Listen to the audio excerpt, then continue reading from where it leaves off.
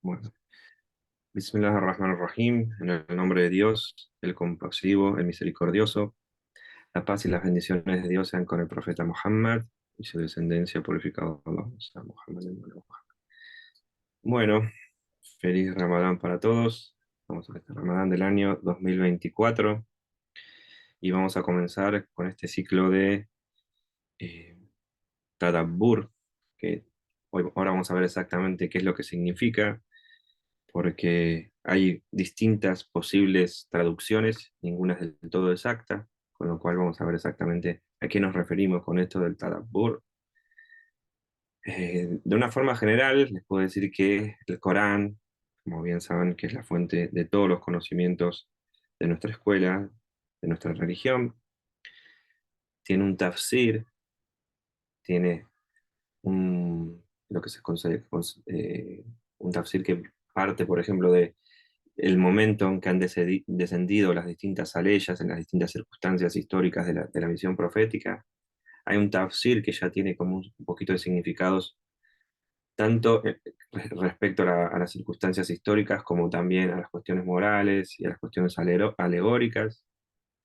Hay un tadabbur, que vamos a ver ahora de qué trata esto, que yo, en general tiene que ver con el enlace de las distintas secuencias contextuales, vamos a decir, a los distintos momentos que muchas veces nos habla el Corán. Principalmente, la forma más resumida de explicarlo es esta cuestión de entender esta cuestión del Corán que a veces empieza hablando de una temática o de un profeta o de algo, y de golpe en la misma sura cambia la temática o cambia la historia o incluso de, el sujeto y el predicado, digamos, a que se dirige la revelación.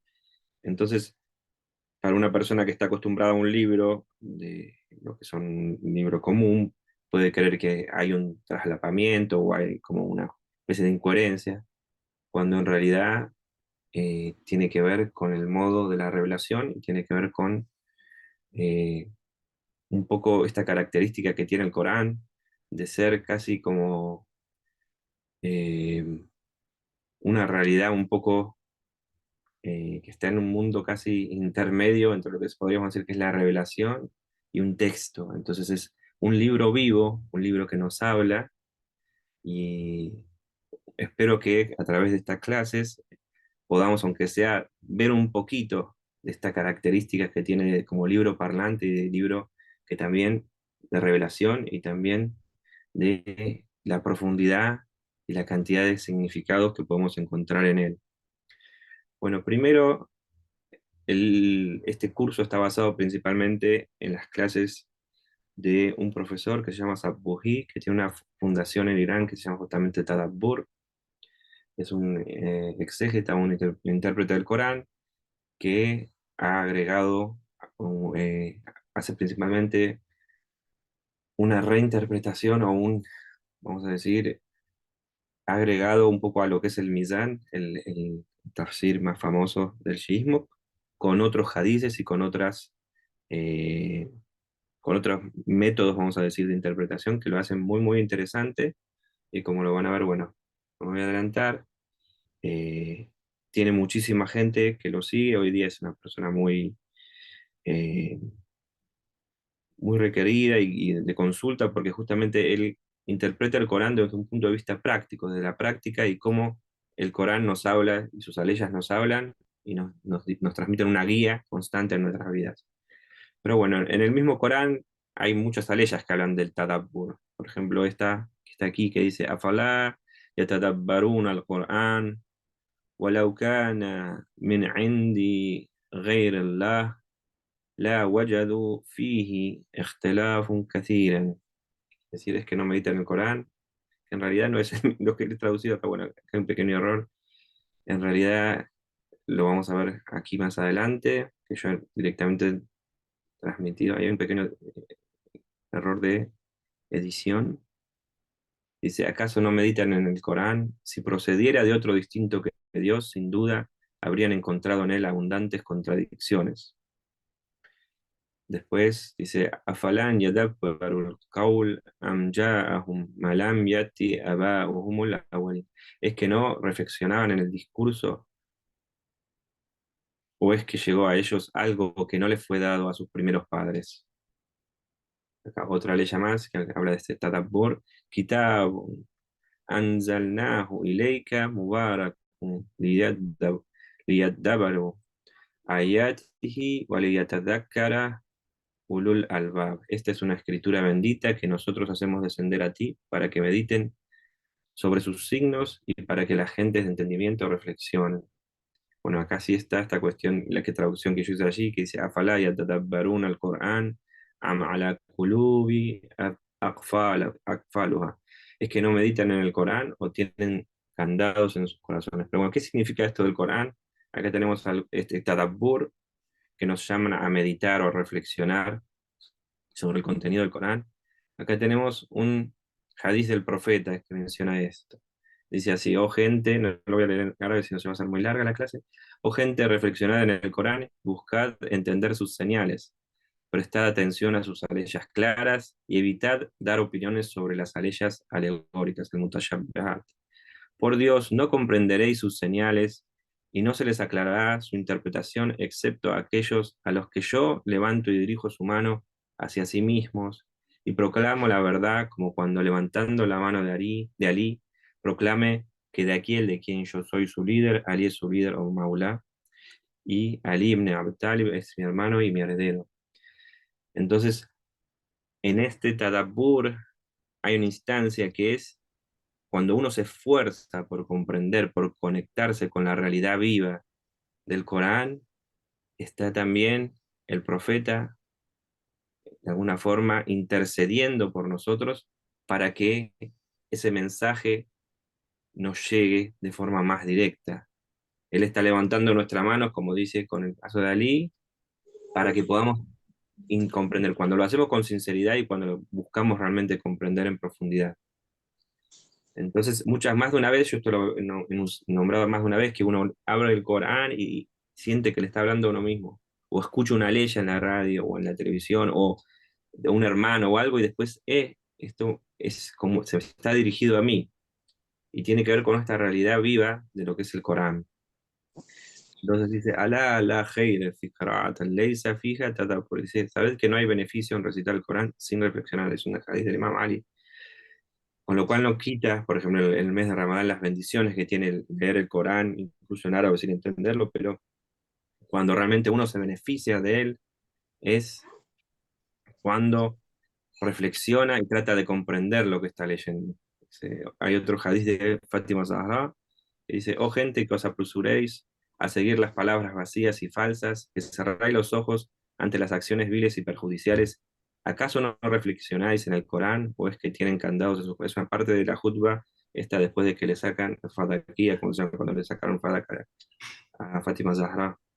Porque como después vamos a ver en este Tadabbur, justamente una de las cuestiones que hace que una comunidad, o vamos a decir, la sociedad islámica se debilite justamente por repetir el Corán sin ningún tipo de comprensión o reflexión en lo que están leyendo o diciendo. Hace falta tratar de comprender de la forma más profunda posible. Es cierto, para nosotros hablantes de español, es bastante lejano muchas veces la posibilidad de comprender en profundidad, pero no es tan así como nosotros creemos. Y bueno, este curso está dirigido también a querer, en alguna medida, ayudar a reflexionar de otro modo, aun cuando sea con nuestras traducciones, y tratar de comprender y entender que también, acá yo no he traducido otros hadices que eran el mismo Imam Khomeini, que dice justamente esto que le estoy transmitiendo, Imam Khomeini y el Imam Jamenei, que el hecho de no estar conectados con el Corán de una sociedad hace que se debilite la creencia.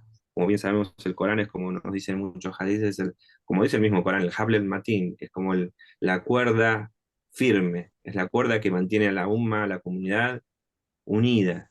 Y en la medida que no tengan una conexión con ese Corán, se debilita mucho. Se debilitan también las familias, se debilitan nuestras comunidades. El Corán tiene que ser siempre el centro, justamente, nuestras vidas en la medida de nuestras posibilidades y nuestra comprensión. Es muy importante. Bueno, entonces acá, ¿qué significa esto de tadabbur? Tadabbur es una palabra que viene de la raíz dábara, que está conjugada. Esto es un poco técnico, pero los voy a explicar para que lo entiendan.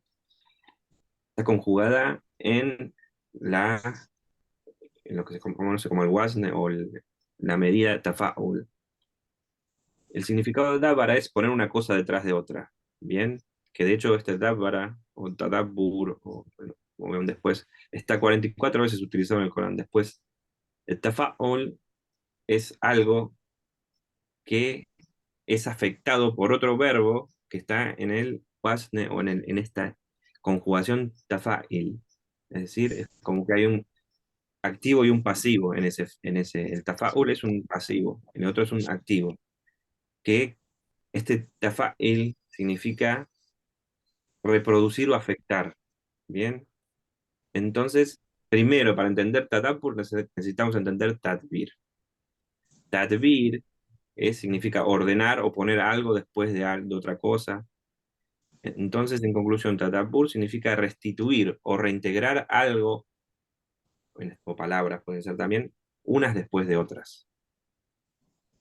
Aquí está el significado terminológico más claro. El tadabbur en el Corán significa encontrar o restituir el tadbir u orden existente en el Sagrado Corán. O sea, el tadbir, la forma que ha organizado Dios el Corán para transmitir su mensaje.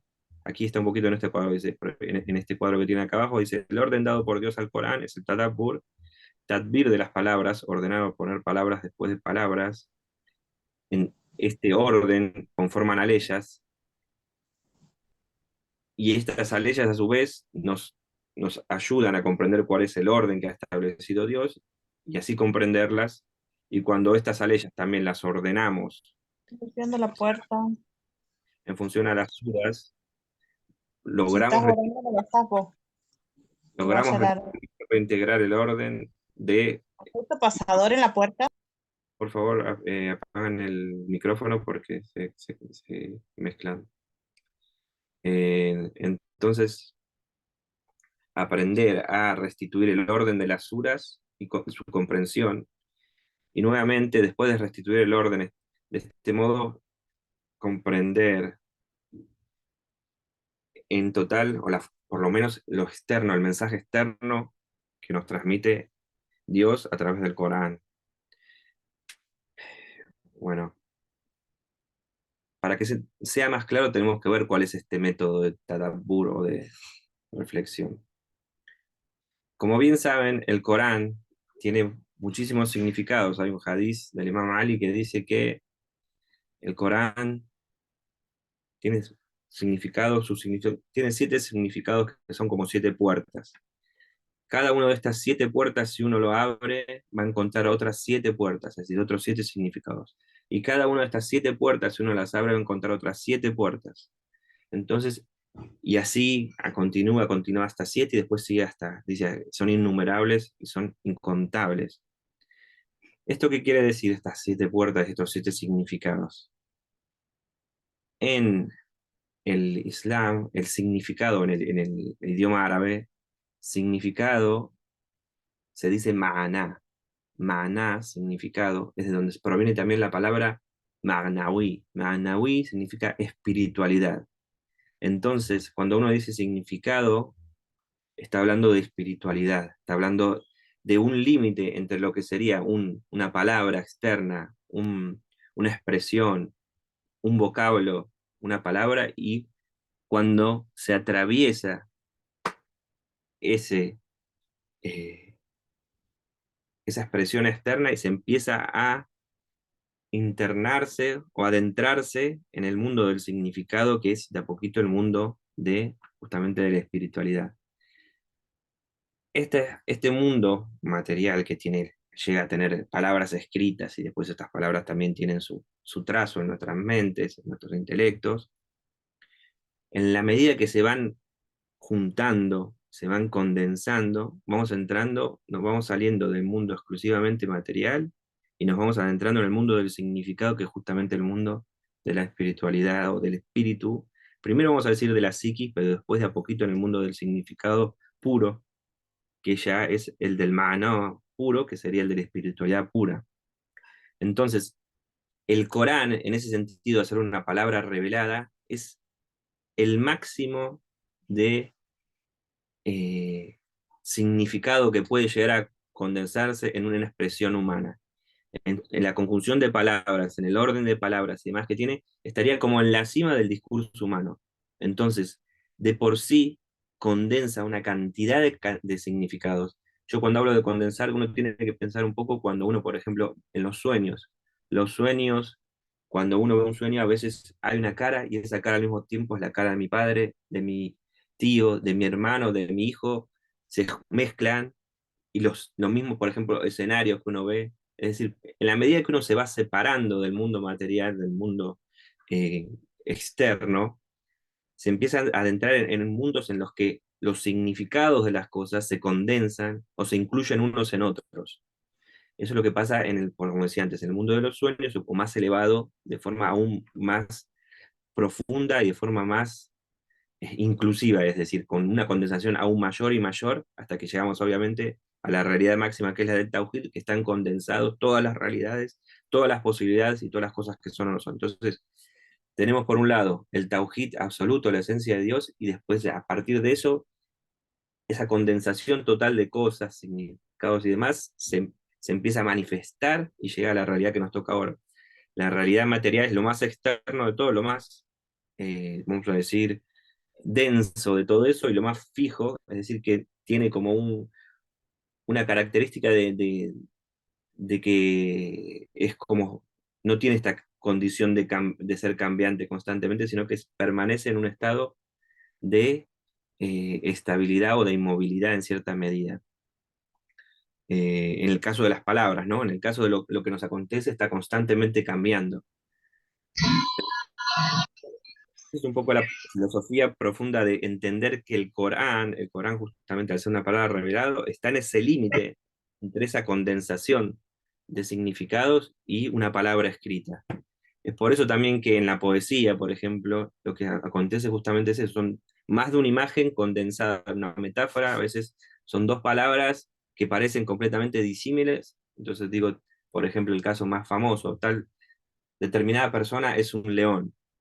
Un león tiene un significado que es determinado animal, pero al mismo tiempo lo estoy agregando con un atributo que es la valentía, por ejemplo. eh, entonces, entre esas dos genera una metáfora, se condensan dos significados y se genera un significado mayor. Lo mismo pasa con los símbolos en general, con las realidades alegóricas en general, y también pasa con el arte en general. El arte lo que hace es justamente unir cosas que parecen disímiles y crear significados nuevos. Hay un arte que es puramente una artificialidad vacía y hay otro no, que logra realmente restablecer esto, con lo cual nos transmite o nos traslada un poquito a una realidad un poquito de orden superior, que a veces se parece a los sueños y a veces se parece, lamentablemente hoy día, mucho a las pesadillas, pero a veces también a una cosa más profunda. Entonces, bueno, esta sura que vamos a ver hoy es la sura de la victoria, el Fath, o el triunfo, o la conquista, también se suele traducir a veces, y de lo que nos habla, según el tafsir más común que vamos a ver en general, es eh, suelen decir que habla de el pacto de Hudaybiyah. No sé si saben qué era el pacto de Hudaybiyah, fue en la historia islámica cuando el profeta se había movilizado para viajar hacia la Meca, ya como en el año 7 o 8 después de la revelación, y llegan la gente, los kureyshíes y los detienen. Entonces el profeta, cuando les dicen que no puede avanzar sobre Meca, él le dice, está bien, pero vamos a hacer un pacto el año que viene. Bueno, la interpretación tradicional nos dice que es esa circunstancia. ¿Por qué? Porque después, como sabemos, el profeta regresa a la Meca con un triunfo, una conquista de la Meca sin derramar sangre. Pero otra capa de significado de esta sura, que es según este autor, este intérprete, es la más importante, es la que vamos a ver hoy día. Primero, bueno, tenemos aquí la sura al-Fath. Vamos a hacer una lectura muy rápida de ella. Tiene sus bendiciones también. Dice, Bismillahir Rahmanir Rahim, Inna fatahna laka fathan mubinan, ليغفر لك الله ما تقدم من ذنبك وما تأخر ويتم نعمته عليك ويهديك صراطا مستقيما. No lo voy a leer todo porque después vamos a ir viendo uno a uno las aleyas y su significado. Eh, pero bueno, en el PDF yo los he agregado todos para que entiendan un poco cuál es la aleya. Estoy viendo que no tenemos mucho tiempo, o sea, son 20 minutos, no, tenemos todavía media hora, pero bueno, no hace falta leerlo todo, podemos leer un poquito más si quieren, pero lo leemos en castellano, así se hace más rápido, y Dios te auxiliará con un auxilio poderoso. Él es quien hizo descender la paz en el corazón de los creyentes, para que anadiesen fe a su fe. A Dios pertenecen los ejércitos de los cielos y de la tierra, y Dios es conocedor, sabio. Y para el que haga entrar a los creyentes y a las creyentes en jardines de cuyas profundidades surgen los ríos en los que estarán eternamente, y para perdonar sus pecados, y esto es ante Dios una victoria inmensa. Y para el que castigue a los hipócritas y a las hipócritas y a los idólatras y a las idólatras que tienen mala opinión de Dios, sobre ellos caerá la rueda del mal. Y Dios estará enojado con ellos y les maldecirá y les preparará el infierno. ¡Qué mal destino! Y a Dios pertenecen los ejércitos de los cielos y de la tierra, y Dios es todopoderoso, sabio. Bueno, aquí cambia esta cuestión de lo que le llamamos, en árabe se dice siok, pero en Tadabbur, en Tadabbur, en este método de interpretación, es el siok, o vamos a decir una secuencia contextual, una secuencia de aleyas que tienen un contexto determinado. Hasta aquí, hasta la ley 7, nos está hablando justamente de un contexto particular que el que vamos a ver la clase de hoy. Los siguientes secuencias contextuales de aleyas vamos a verlas después, en la siguiente, la clase que viene, básicamente. Pero acá cambia un poco el motivo. Dice, en verdad te hemos enviado como un testigo, uno que porta la buena nueva y un amonestador, para que creáis en Dios y en su mensajero, y para que le apoyéis y le reverenciéis y le glorifiquéis mañana y tarde. Bueno, acá cambia un poco el motivo. Hasta aquí venía hablando de esta cuestión de la victoria y lo que significa esta victoria. Esta sura, que tiene 29 aleyas, tiene 4 secuencias contextuales. Una que va de la aleya 1 a 7, que es como les había dicho recién, la que vamos a ver hoy. Tiene una segunda que es de las aleyas 8 a 19, otra que es de las aleyas 20 a 28 y otra que es la 29. Podemos decir que son como subcapítulos o partes de un mismo capítulo, que es la sura Fat, la sura La Victoria. Todas las suras van a tener una intención, o vamos a decir, un orden establecido por Dios para transmitir un significado principal, pero para poder compaginarlas y comprenderlas en su propio contexto total, primero vamos a ver cada uno de estos subcontextos o cada uno de estos secuencias de aleyas o de contextos particulares. Entonces, primero tenemos la primera secuencia, que es la que les leí hasta aquí, hasta la leya 7, y después vamos a ver un poco cada aleya en particular. Entonces dice, Bismillah ar-Rahman ar-Rahim, en el nombre de Dios o Allah, el clementísimo, el misericordioso, misericordiosísimo. En verdad, Muhammad, te hemos proporcionado una victoria, apertura evidente. Inna fatahna laka fatham mubina. Pero bueno, ¿a qué se refiere esta victoria, o esta apertura, o esta conquista evidente? Yo les había nombrado que muchos exégetas del Corán van a considerar que se refiere justamente a la conquista de la Meca después del pacto de Hudaybiyah, pero este exégeta hace una interpretación desde Tadabbur que va a tener en cuenta un significado que él considera más profundo. Entonces, ¿a qué se refiere con esta victoria evidente? Bueno, la respuesta empieza a venir en las siguientes aleyas. Dice, ليغفر لك الله ما تقدم من ذنبك وما تأخر ويتم نعمته عليك ويهديك صراطا مستقيما. Para que Dios te cubra de los pecados anteriores y de los últimos a porvenir, y para completar su favor sobre ti y guiarte a un camino recto. وَيَنْصُرُكَ اللَّهُ نَصْرًا عَزِيزًا. Y Dios te auxiliará con un auxilio poderoso. Pero bueno, la pregunta que seguramente le viene a toda la gente a la mente es, ¿cómo es esta cuestión de pecados? En general se suele traducir para perdonar tus pecados anteriores y los pecados a porvenir, digamos, se suele traducir de ese modo. Pero nosotros consideramos que el profeta es infalible, con lo cual no comete pecados. Entonces, para comprenderlo, vamos a analizar un poquito estas aleyas. Dice, esta victoria puede analizarse desde cuatro perspectivas, que nos van a dar una visión de la importancia de esta inmensa victoria, esta gran victoria que le anuncia justamente el Dios al profeta. Le dice primero la cuestión de la infalibilidad del profeta respecto a los pecados. Dice, pero ¿acaso el profeta ha cometido pecados que necesitan ser perdonados, excusados o cubiertos? Magfirat, porque dice liyagfirak. Magfirat significa cubrir o revestir, es decir, que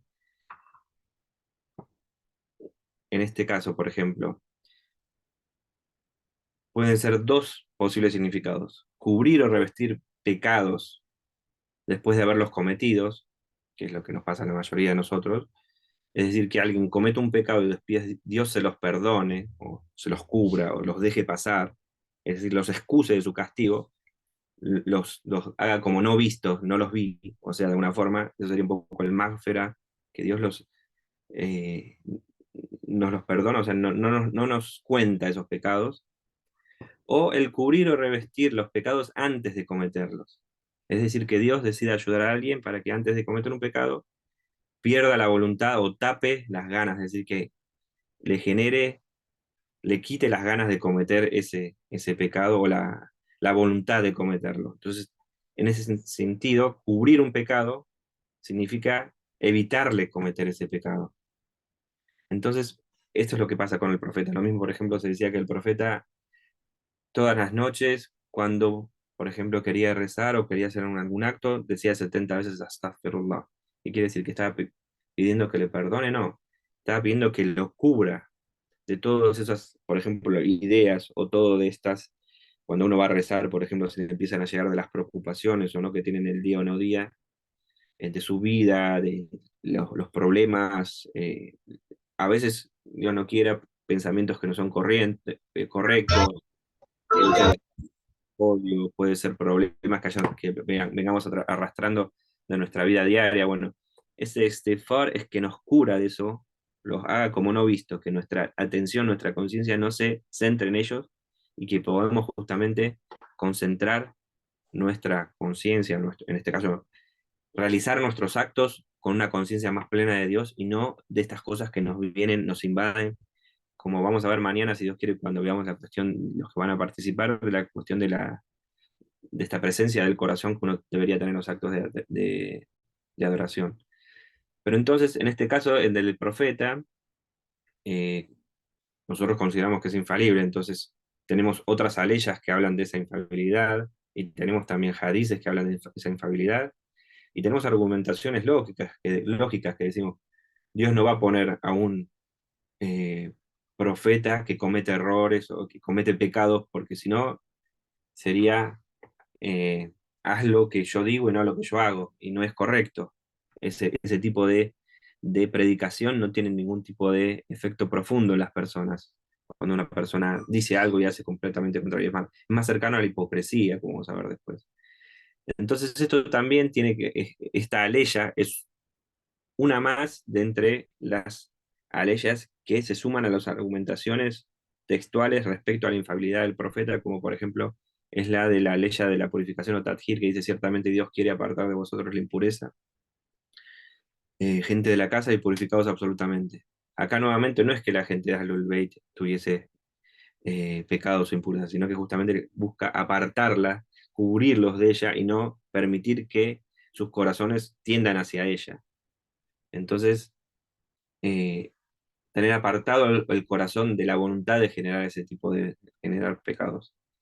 Pero bueno, después dice en la otra parte de la ley, ya es el segundo punto que dice, wa yutimma ni'matuka alayk, que es la segunda victoria, vamos a decir, la segunda conquista, logro que tiene el profeta con este, que le está anunciando Dios. ¿Y qué significa esto de yutemmo? Es decir, completar su favor. Este favor o don o dádiva o gracia que le está completando Dios. Significa que no solo no va a cometer pecados, sino que también no va a cometer errores. Es decir, que nuevamente concuerdan con esta argumentación acerca de lo que es la infalibilidad de los profetas. وَيَهْدِيكَ صِرَاطًا مُسْتَقِيمًا, dice, y guiarte hacia el camino recto, que es la tercera victoria, es el estar guiado hacia el camino recto, es decir, el mejor camino, el más directo y corto para alcanzar los objetivos. El Sirat al-Mustaqim, en ese sentido, es el camino más directo y más rápido que podemos tener para llegar hacia Dios y para llegar hacia la otra vida en la mejor de las circunstancias. Y después dice, el estar auxiliado de una ayuda poderosa e inexorable. وَيَنْصُرُكَ اللَّهُ نَصْرًا عَزِيزًا. Y os ayudará, como decía un poco la ley hacia aquí, y Dios te auxiliará con un auxilio poderoso e inexorable. Es decir, entonces el profeta es infalible de cometer pecados y errores, está guiado por el mejor de los caminos y es auxiliado por una ayuda de un poder inexorable. Es decir, que poseyendo dichas características, su victoria y conquista es inevitable e ineludible en lo inmediato o de aquí al día del juicio. Entonces, lo que le está diciendo Dios es, primero nos está señalando a nosotros, a Él como líder divino, que tiene estas características. No comete pecados, no comete errores, conoce el camino más directo y el mejor de los caminos, y por otro lado también dijimos que lo auxilia con una ayuda inexorable, es decir, un poder inexorable que no puede ser evitado o no puede ser vencido. Esto afecta a los creyentes de qué modo? En la siguiente aleya dice: "Huwa alladhi anzala as-sakina fi qulubi al-mu'minin liyazdadu imanan ma'a imanihim wa lillahi junudu as-samawati wal ard wa kana Allahu aliman hakima". Él es quien hizo descender la paz en el corazón de los creyentes para que añadiesen fe a su fe. A Dios pertenecen los ejércitos de los cielos y de la tierra, y Dios es conocedor sabio. Entonces, este líder divino que nos guía con esas características que tiene, es también el puente o el canal a través del que desciende la sequina, es decir, la sequina es la paz y la bendición, la baraka de Dios en el corazón de los creyentes. Es una especie de puente o eje de radiación de las misericordias divinas y de sus bendiciones para todos aquellos que rodeaban al profeta.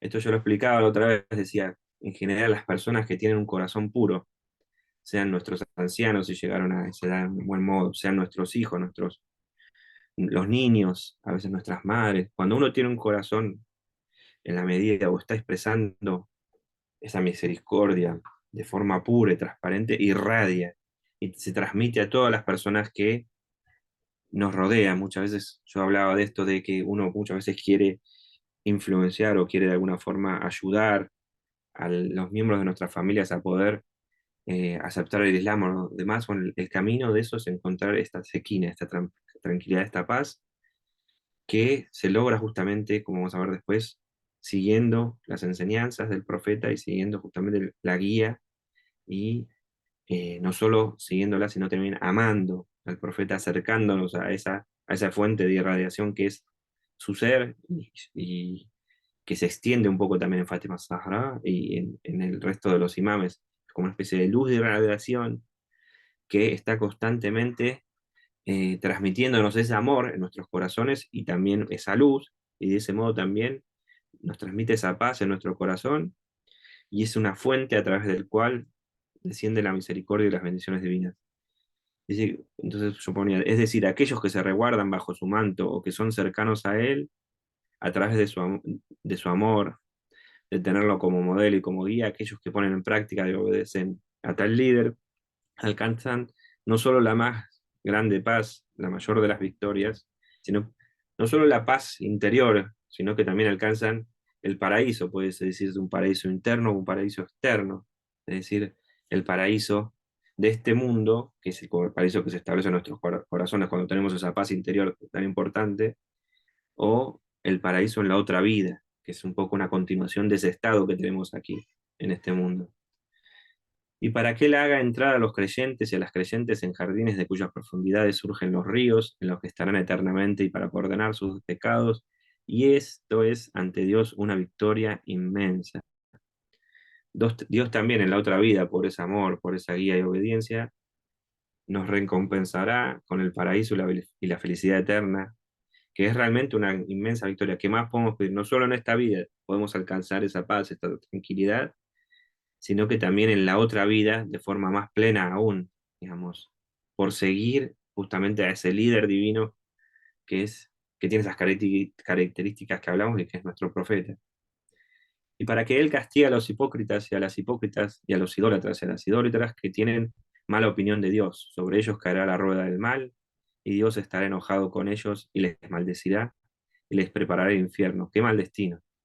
Entonces, esta sequina, esta paz que transmite a los creyentes, para aquellos que son hipócritas o idólatras, no se vive como esta bendición y esta victoria, porque están renegados.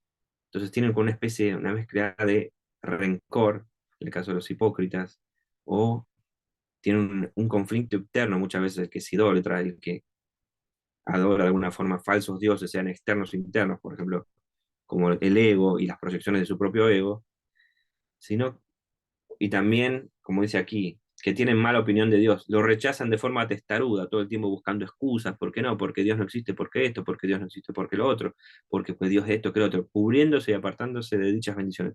De esa forma se le van generando más velos y malas opiniones sobre Dios que los apartan más y más de su misericordia y los hace caer en una especie de espiral descendente de intranquilidad, inestabilidad emocional y espiritual, con una secuencia de causas y efectos que dice esta especie de rueda, la rueda del mal. Sobre ellos caerá la rueda del mal, que en caso de perseverar, los aleja de ese eje o puente de bendición y ascenso y los hace descender más y más y perderse en el peor de los destinos posibles, que dice, qué mal destino.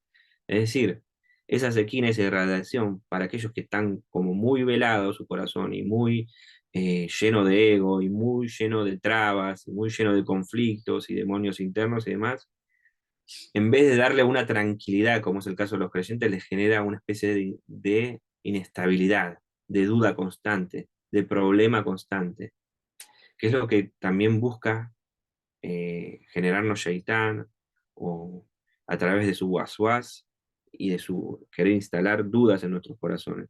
Dice, pero también menciona a los hipócritas, porque el problema principal de los hipócritas es la mezcla de envidia y rencor que tienen contra el profeta, ¿no? En la historia del Islam vamos a ver que el partido de los hipócritas justamente era gente que le tenían envidia por un lado porque no podían tener ni la posición ni la influencia que tenía, ni el amor que sentía la gente por ellos, y rencor también, porque por ahí el caso más famoso es este Abdullah ibn Ubayd, que quería ser líder de las tribus de Medina, y cuando llega el profeta se le pierde esa posibilidad, porque no estaba capacitado, obviamente, y entonces tiene un rencor escondido siempre en el corazón que pretenden disimularlo con toda su falsedad y sus proclamas de supuestamente fe que no tienen, pero así todo no pueden evitar que la cabeza, cada vez que el profeta opine algo, diga algo, tengan una opinión contraria o se opongan o que le contesten. Entonces, ahí hay un constante,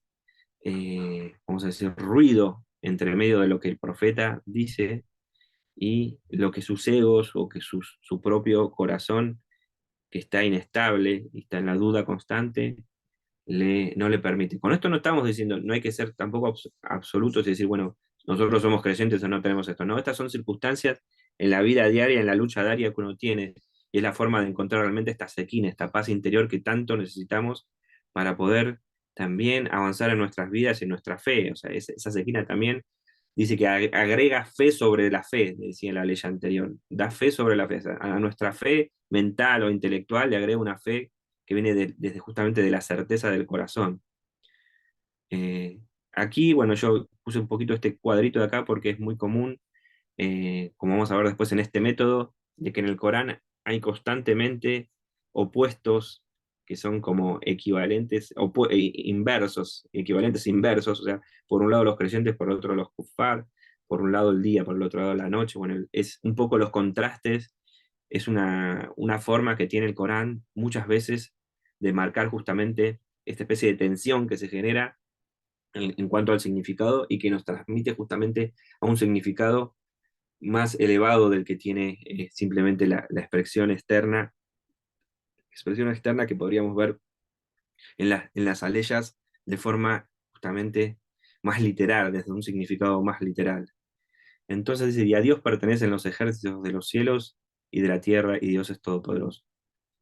Entonces decíamos que aquellos que permanecen bajo el manto y la guía del profeta, los ejércitos de los cielos y la tierra están con ellos auxiliándolos, tanto en la pequeña batalla, como hablábamos antes, tanto en la batalla de ejército justamente armado o demás que pueden tener, o en la lucha diaria que uno tiene en el trabajo, o en la lucha diaria que uno tiene en sus estudios, eh, en sus sociedades, etcétera, como la batalla suprema, el Jihad al-Akbar, que es la interna, que es contra nuestros egos y nuestros demonios internos. Es decir, cuando nosotros nos acercamos hacia el profeta y hacia su familia, por eso es tan importante también la cuestión de el recuerdo, por ejemplo, del imán Hussein. El Hussein es como se considera la Sefina Najat, el barco de la salvación, porque es en su recuerdo nuestros corazones de alguna forma se reavivan y retraen nuevamente ese amor, esa presencia en el corazón de ese amor hacia la familia del profeta, y a través de ese imán Hussein y sus recuerdos también recordamos al profeta y a su hija y al mamá y demás, y eso reaviva nuestro corazón y también trae la presencia de esta barca, de esta sequina, que a su vez lo que son los ejércitos de los cielos y de la tierra, son los ejércitos de ángeles que se presentan en nuestro corazón y combaten en cierta medida justamente esos demonios internos, esos ídolos internos que tenemos en nuestra cabeza, y nos ayudan a encontrar una paz cada vez más profunda en la medida que pongamos en práctica estas enseñanzas y podamos lograr una conexión con esto que nos está queriendo enseñar un poco el Corán. Entonces dice, por otro lado, los hipócritas se enfrentan contra Dios y sus ejércitos y su sabiduría y poder, y por lo tanto su victoria es inexorable cuando se enfrentan a Dios. Es decir, la victoria de Dios es inexorable. Por eso al final de esta ley, después de hablar de los hipócritas y idólatras, nos dice, y Dios es todopoderoso, sabio. En la ley 4 nos había hablado también, decía, y Dios es todo, es bueno, a ver, le voy a decir la traducción, y Dios es conocedor, sabio, dice. Wakan Allahu Aliman Hakiman tienen esa, que es cuando nos habla de los creyentes, porque los creyentes Dios conoce sus corazones, entonces al conocer ese corazón que está tornado hacia Él de forma sin hipocresía, entonces les transmite esa sequina. En cambio, al hipócrita, Wakan Allahu dice, Wakan Allahu Azizan Hakiman, que es este poder de Dios, o sea, se enfrentan al poder divino cuando en su hipocresía, no al conocimiento de Dios, sino que sus corazones se constriñen aún más porque se enfrentan al poder de Dios que es inexorable y no es posible de enfrentar. Entonces, en esta primera secuencia contextual, y vamos terminando, después vamos a dar paso a las preguntas, acá en el cuadrito este después, cuando terminemos el curso les voy a pasar los PDFs si Dios quiere, está un poco ordenado por las distintas temáticas que se ven en esta primera secuencia contextual, que son básicamente esta cuestión de esta gran victoria que le anuncia Dios al profeta, y cómo los creyentes se ven afectados o se ven influenciados o bendecidos por este líder divino, y cómo los hipócritas y los mushriquines y los idólatras se ven también afectados de forma negativa. Entonces, básicamente, el mensaje que tiene esta primera secuencia contextual, dijimos que tenía cuatro, esta sura, es que el mensajero de Dios es el maestro de la victoria inexorable, de una victoria que es, como decía, inevitable, y los creyentes alcanzan la paz y el paraíso, tanto interior y exterior, a través suyo, y los hipócritas el rencor y la desconfianza y el infierno, tanto interior como exterior. Entonces, el mensajero de Dios es infalible tanto respecto a cometer pecados como a cometer errores. Es guiado al mejor y más directo de los caminos, el camino recto, y es auxiliado por Dios y sus ejércitos. Los creyentes, bajo su manto, reciben la gracia y el favor divino, sus corazones encuentran la paz y su fe se fortalece en él, y los hipócritas y los idólatras desconfiados y negadores de Dios permanecen en la duda y en el castigo de sus propios demonios y conflictos internos. Esta es la primera secuencia contextual que tiene esta sura. Pero bueno, hasta ahí voy a hacer una pequeña pausa y vamos a ver si tienen alguna pregunta respecto a esta sura. Me gustaría escucharlos un poquito. Profe, Ujú. pues, Patricia. Patricia, Jadilla, ¿cómo está? Ujú. Bien, muy bien, alhamdulillah. Profe, vea, es esto, fue algo que dijo al puro principio y que siempre a mí me ha llamado la atención. Yo no sé si es esto se presta para lo que está hablando, pero fue de la misma definición de taburá, digo, tadabur, en donde en donde se hace esto de la secuencia, es el enlace de las secuencias del Corán, que eso a mí siempre me llama mucho la atención, porque según tengo entendido y lo leí, creo que de Tabatabai, algo así se llama el señor, Ujú. él se llama el Imam Ali, la paz con él tenía un Corán, él tenía el Corán que él transcribió directamente de boca del profeta. Y Ujú. ese Corán tenía la secuencia de ese Corán, es decir, era una cosa totalmente cronológica, era Ujú. muy diferente a a la secuencia que nosotros tenemos ahora. Ujú. Entonces, mi pregunta es, el Corán se armó en época de Umar, si no me equivoco. ¿Cómo se hizo esa secuencia? Ujú. Bien. ¿Cómo la hizo? Porque eso es lo yo siempre que leo el Corán y eso que usted dijo, me llama mucho la atención porque es algo de lo que siempre me pregunto, que a veces uno lo encuentra raro. Y entonces yo digo, no, es que no es histórico,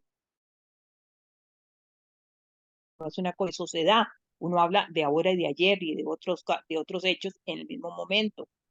Pero Claro. cuando veo eso de que lo de Ali, Ujú. que fue Claro. el que lo tenía y Sí, que sí. se hizo, y cuando se hizo el Corán, cuando se armó el Corán, fue bajo Omar, siempre me pregunto, ok, ¿por qué no se armó como lo tenía Ali? Bien. ¿Y cómo lo armó? Sí, sí, no hay problema. Si yo entendí la pregunta, está muy bien y me parece que va muy al tema, es muy importante.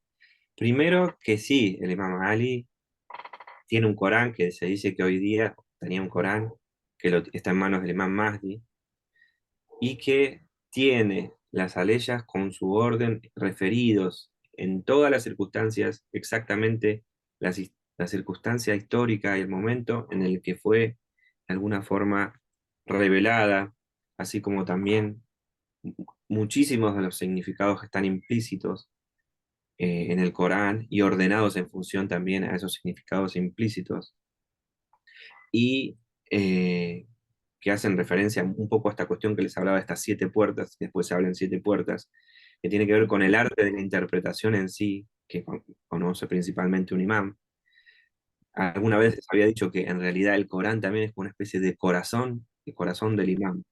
El imán, cuando uno abre el Corán, si uno toma conciencia de que en realidad está como abriendo el corazón del imán, está leyendo de alguna forma, porque ¿qué pasa? Como decíamos antes, la revelación empieza en el corazón de las personas más elevadas, y la persona más elevada que tenemos en la creación hoy día presente entre nosotros es el imán.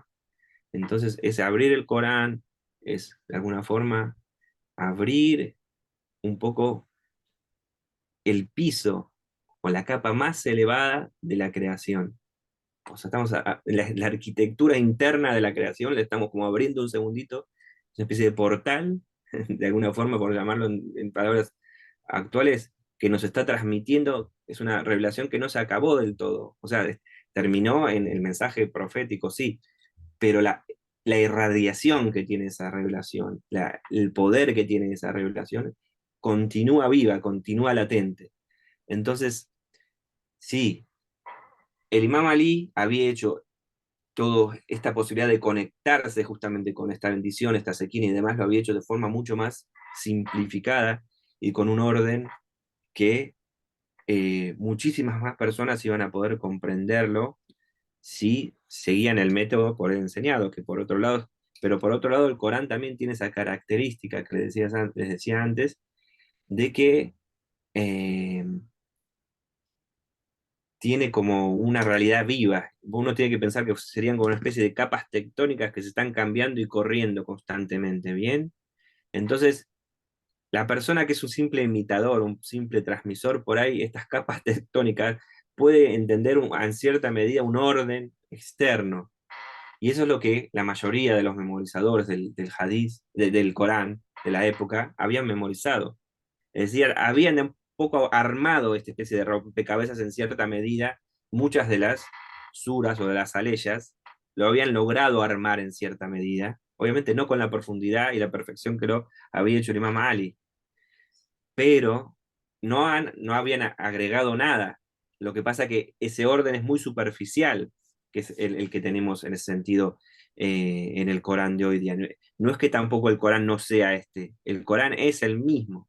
Lo que pasa que, como decía antes, ese orden y esa eh, comprensión que debería tener cuando tiene la interpretación continuada, que es como justamente lo que estamos haciendo un poco ahora. Este Tadappur tiene que ver con restablecer un poco los motivos centrales alrededor de las suras. Una sura, la palabra sura en árabe significa muralla o pared.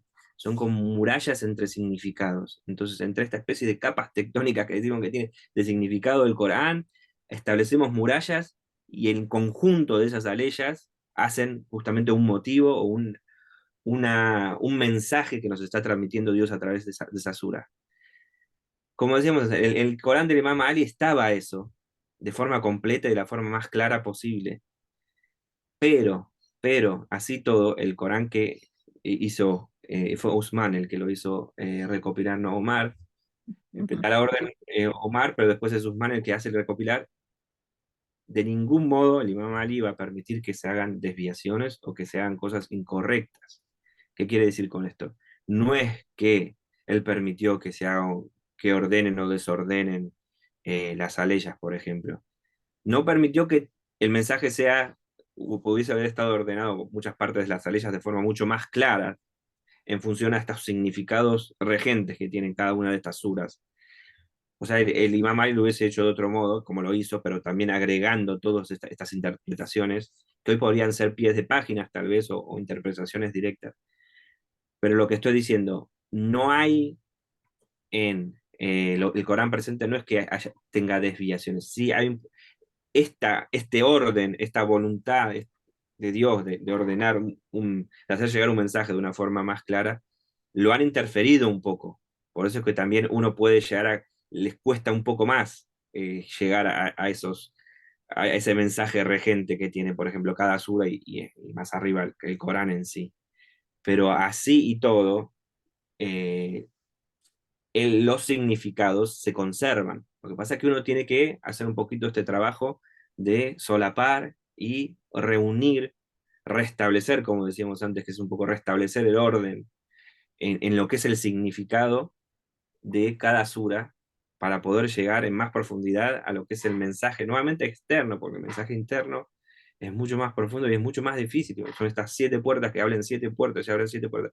O sea, como estamos hablando de una realidad latente y viva que es justamente el mensaje vivo que es el Corán. O sea, uno a veces no tiene conciencia del nivel de profundidad y el nivel vamos a decir, de reverberancia y radiación que puede tener esa revelación, esas palabras contenidas en ese idioma, que ya de por sí es un idioma también completamente polisémico, o sea, cada palabra tiene muchísimos significados. Acá uno, cuando hace una traducción, siempre la traducción sigue siendo muy reducida, o sea, traduce parte de la capa de significado, no está traduciendo todo el resto de los significados que podría tener las aleyas. Como les hablaba al principio, algunos que interpretan esto en relación a su contexto histórico, al pacto de Hudaybiyah y de la conquista de la Meca, pero no es solo eso. Es decir, porque justamente cada palabra en árabe, cada leya en árabe va a tener muchísimos significados. Entonces sí, el Corán que tenemos hoy día nos transmite, o sea, no hay una modificación, de significados, ni siquiera de expresiones.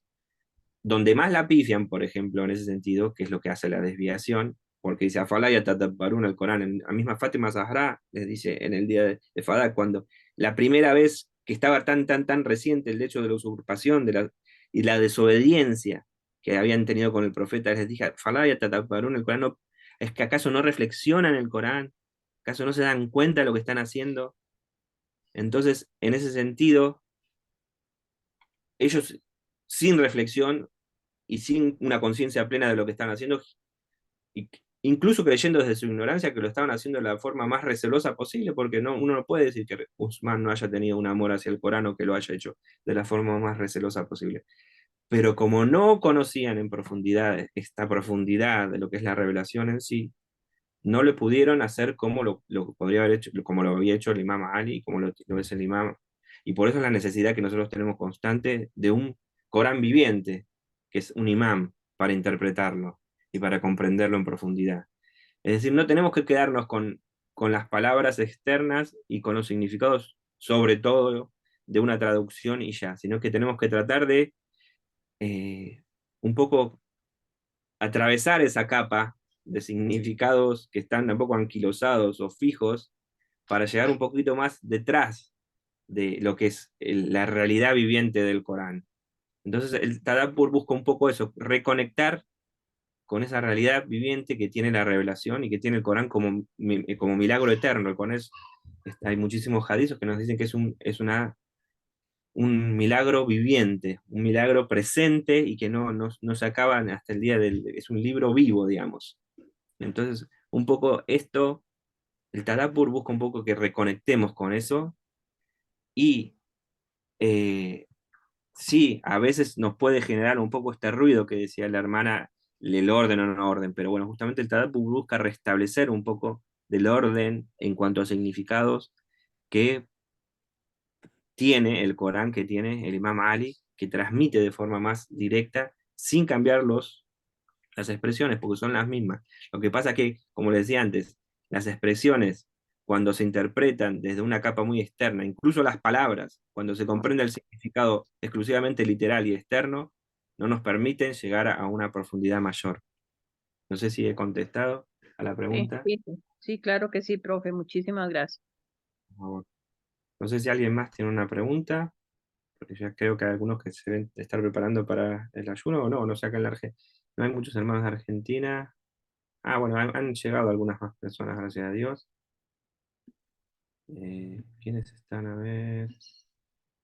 Bueno, no sé si alguien más tiene preguntas. El hermano Yosef, la hermana Karina. Mahdi, parece que el hermano Ari Reta tampoco se olvidaron, parece. ¿Alguien más tiene alguna pregunta? Y si no, los vamos liberando para que puedan preparar sus iftares, inshallah. Bueno, muy bien. Espero que no haya sido muy pesado la clase. Eh, es un poco para que reflexiones, un poco para sacudir ahora que estamos aquí en Ramadán y para tomar conciencia, justamente. Entonces uno se queda con una cosa muy externa del Corán, pero no es consciente del tesoro que tenemos frente a nuestras manos. Entonces un poco eso la intención de estas clases.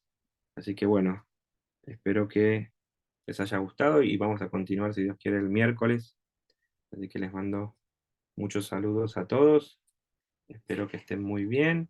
No se olviden de hacer súplicas por nosotros, especialmente durante el iftar. Así que bueno. Que Dios lo bendiga, profe. Bueno, Lo muchas llene siempre gracias. de sabiduría.